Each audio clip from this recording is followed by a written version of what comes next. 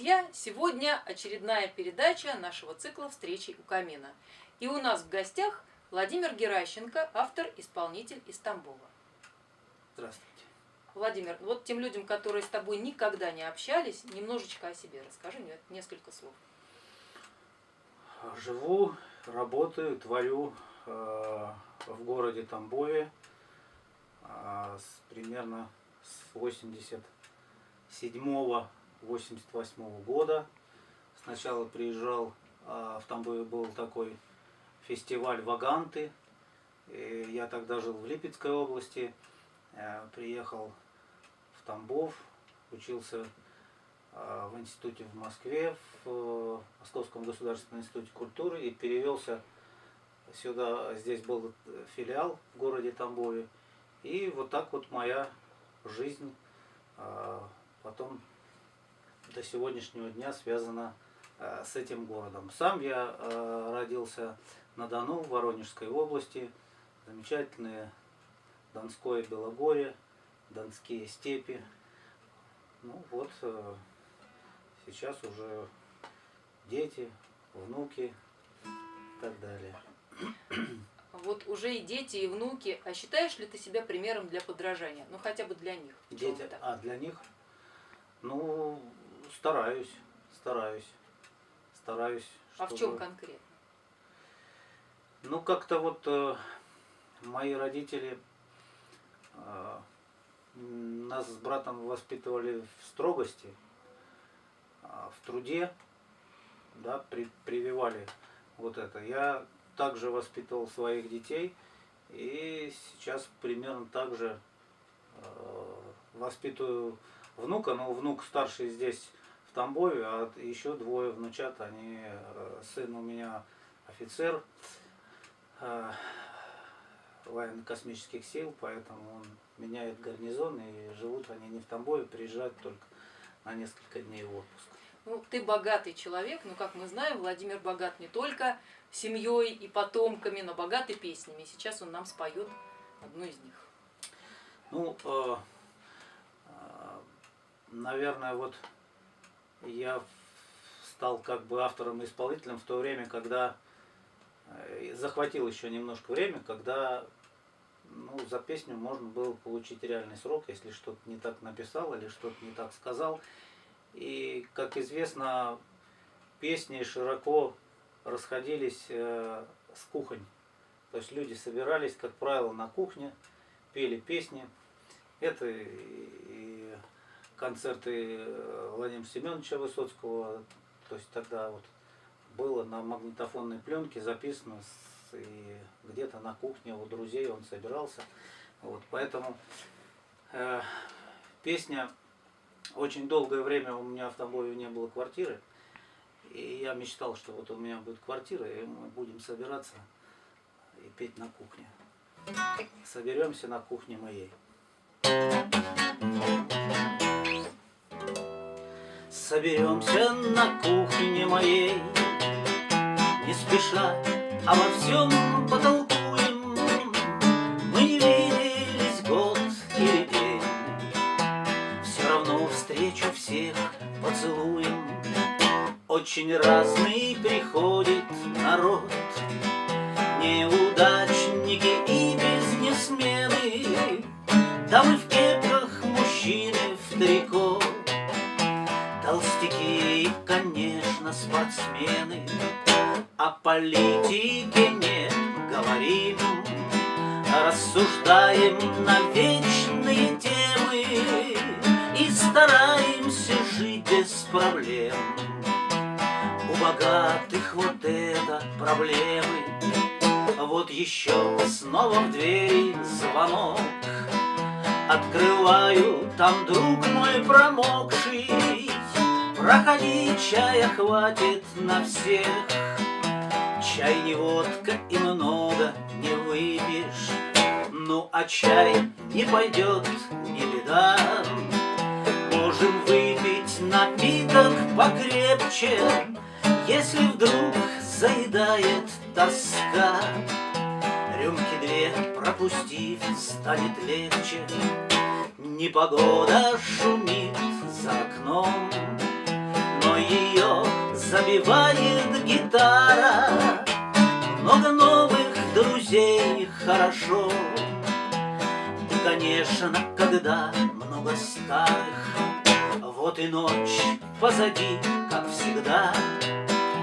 В голове клубок мыслей плывущий, лишь под утро, толкаясь в двери, разойдется толпа неимущих. Люди разные есть на земле, только этими можно гордиться.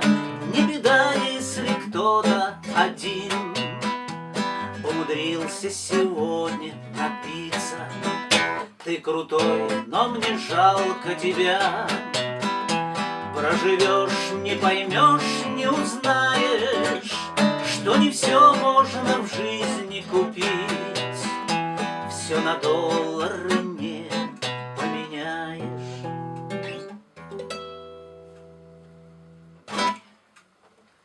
В ваших песнях очень много личного.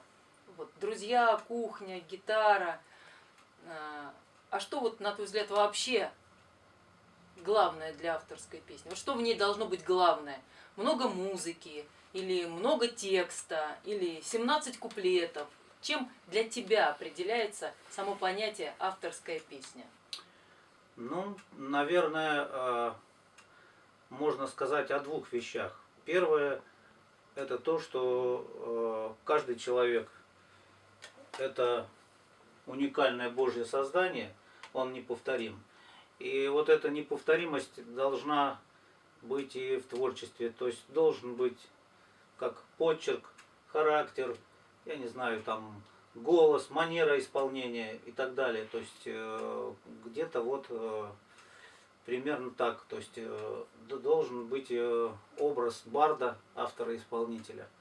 Вот. А, собственно говоря, в песнях, как и раньше, так и сейчас, я считаю, что должна быть искренность. Потому что если нет искренности, то ну, как бы человек, который, ты вот говоришь, там есть что-то личное.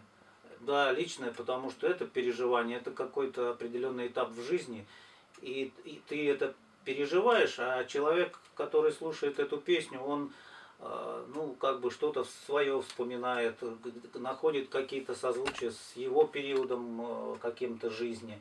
И поэтому вот это главное. Если человек не, ну как сказать, если песня это есть конъюнктура, да, то она не заставит другого человека, не всколыхнет в нем какие-то переживания, если сам автор не переживал этого, если он не отобразил это в своей песне. Хотя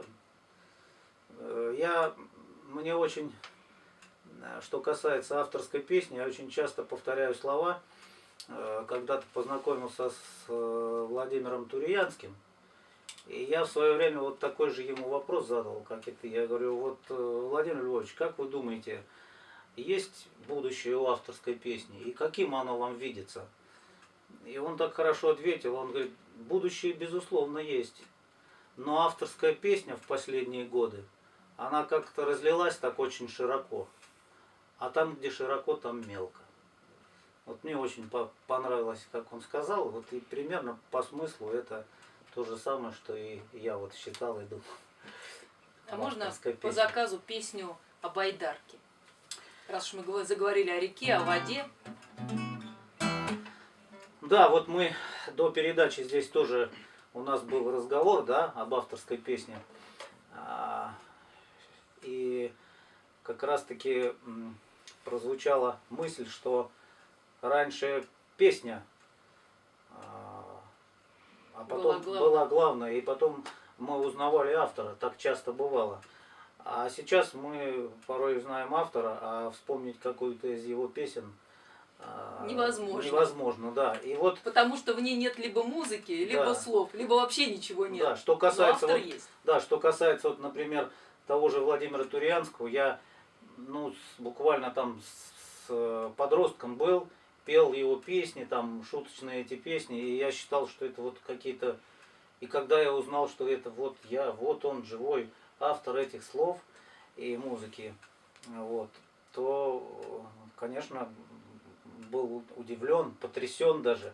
И вот эта песня про байдарку, она тоже так имела историю свою такую, как-то она быстро понравилась всем друзьям-туристам. И группа наших туристов ездили на соревнования на Зеленчук по туризму. И они, только я написал, может быть, год или два эту песню, и они говорят, мы вечером идем, там со всей России спортсмены, и слышим, поют твою песню. Мы говорим, ничего себе.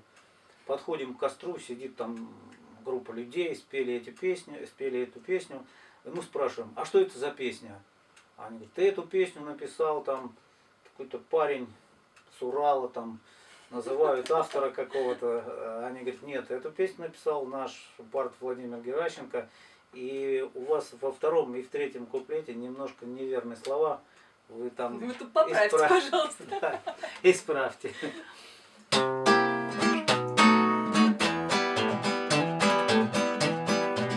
Рюкзак набитый, тугой, огромный, но он не тянет моего плеча. Я рвусь подальше от лжи и фальши, чтобы рассветы бесконечные встречать. Какие сосны, какое небо, какие зори, какой закат. Пускай считают меня всебедным, на самом деле я сказочно богат. По водной глади байдарка катит, знакомым тактом весло шуршит. Оставил дома я груз тяжелый, пускай другому бренный мир принадлежит. Как мало нужно мне в этой жизни, опять с друзьями куда-то мчусь. Ночной костер всех очарует, а завтра снова с берегом прощусь. По водной глади байдарка катит, знакомым тактом весло шуршит. Оставил дома я груз тяжелый, пускай другому бренный мир принадлежит. Холмы мелькают, летают птицы, и так привычно река несет. Я снова здесь, простой и грешный, пусть Бог простит, но мне здесь хорошо. По водной глади байдарка катит, знакомым тактом весло шуршит. Оставил дома я груз тяжелый, пускай другому бренный мир принадлежит. По водной глади байдарка катит, знакомым тактом весло шуршит. Оставил дома я груз тяжелый, пускай другому бренный мир принадлежит. Пускай другому бренный мир принадлежит. Пускай другому бренный мир принадлежит.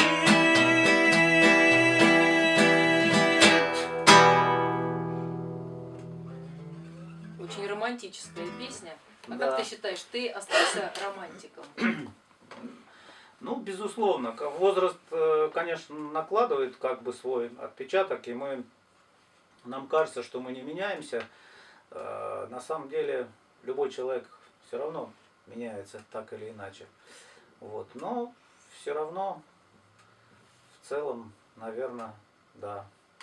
Просто как-то уже, может быть, не так легко вскакиваешь, и как раньше, когда ты в обед еще не знал, что вечером ты уйдешь уже в поход, достаточно было там снять штормовку с гвоздя. Вот. А сейчас уже как бы более соразмеренная жизнь, и уже нет Ну походов. тогда, может быть, какую-то песню вот уже нынешнего периода? Я сейчас попробую спеть песню. много раз разные люди обращались ко мне с предложением написать на их стихи песню. Вот. Была такая Лидия Кобзева, жила она в городе Котовске, она была художница и писала стихи. И когда она меня приглашала на презентацию своего очередного сборника, я приезжал в Котовске, и она говорила: Володя, ну может быть, дарила мне сборник и говорила: может быть, ты хотя бы на одну из моих песен напишешь, на один из моих стихов напишешь песню. И я никак вот, ну, как бы, это к вопросу, вот что, когда спрашивают, что у тебя раньше, там, музыка или слова, у меня как-то вот все это единое целое рождается вот так вот постепенно. Поэтому, наверное, мне на чужие стихи было всегда сложно писать, но тем не менее, вот на одно из ее стихотворений написал я песню. Вот, Лида уже ушла из жизни, и вот в своем альбоме я как бы ее памяти записал эту песню.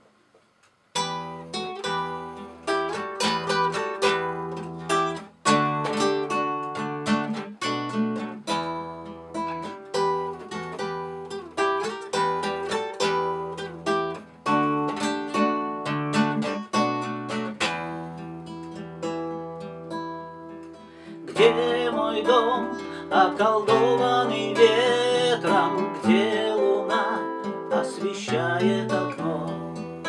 Может быть, на окраине света мне его отыскать суждено. Он стоит возле тропочки узкой, неизвестный пока никому. Только звезды серебряной грустью осыпают крылечко ему. Только звезды серебряной грустью осыпают крылечко ему. И рассвет за рассветом встречая, он тепло для меня бережет. И меня за ошибки прощая, терпеливо и преданно ждет. По дороге то грустной, то ясной все катит моей жизни арбат. Знаю я, не бывает напрасной никакая людская судьба. Верю я, не бывает напрасной никакая людская судьба.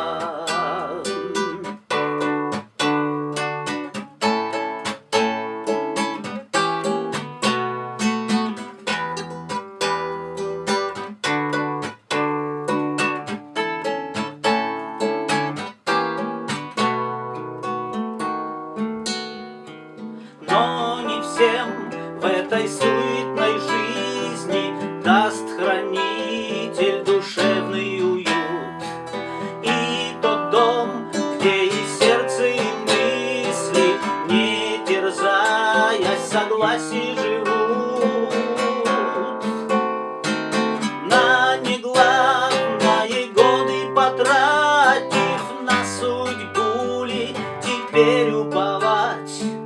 Может быть, целой жизни не хватит, чтобы мне этот дом отыскать.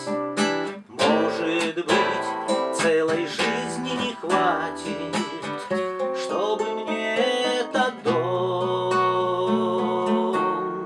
отыскать.